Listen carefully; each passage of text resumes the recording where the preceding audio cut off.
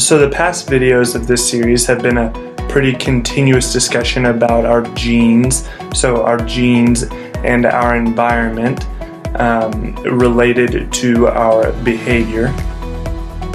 And to say that the genes and the environment are both important is really true, but really more specifically they interact. And so I've alluded to this previously with the tea and the hot water example, but I want to get really specific with the language here, because not only do our genes and our environment both affect our behavior, their effect is really dependent on each other. Okay, so say you have two babies in the nursery of a hospital. One, we'll say, is genetically predisposed to be much more attractive than the other one.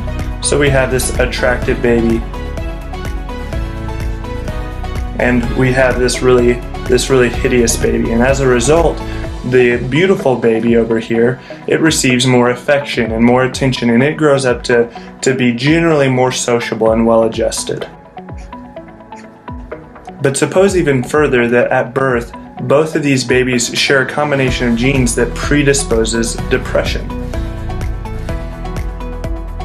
As we've learned, the environment activates those genes, so in this case, maybe the genes are activated by environmental stressors. So both babies have these genes, but throughout life, this cute and ultra-lovable baby is surrounded by this great and supportive network, and it has reduced stress, so its genes aren't stimulated to create the combination of neurotransmitters and other proteins that are involved in depression. But over here, this ugly baby is cranking out these proteins like crazy.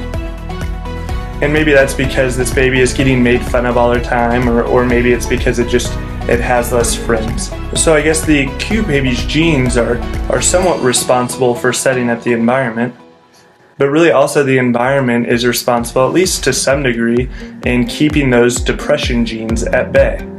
Similarly, the less fortunate baby over here, his genes play a role in his tough life, and that tough life is activating the genes that are associated with creating the neurotransmitters of depression. So this is kind of a crude example of gene and environment interacting with each other, but a more specific example is the genetic condition PKU, or phenylketonuria. So PKU. And phenylketonuria is a genetic condition in humans that's caused by mutations to a gene that code for a liver enzyme. And that liver enzyme is phenylalanine hydroxylase, so PAH. But because the enzyme is missing, the amino acid phenylalanine, it doesn't get converted into the amino acid tyrosine during one of the metabolic pathways in our body. And so this causes a buildup of phenylalanine in the body, which can cause problems for brain development and even other problems. So PKU, it affects 1 in about 15,000 babies in the US, but most of these babies grow up without any major problems.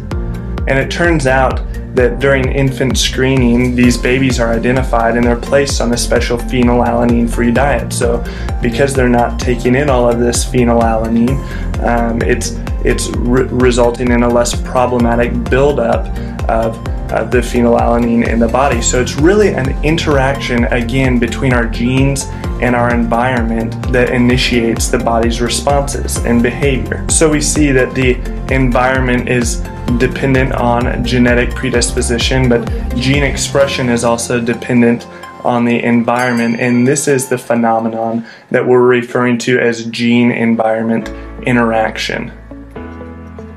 So this idea is going to shift our vocabulary away from phrases like nature versus nurture, and it's going to bring us to a more correct phraseology, nature through nurture.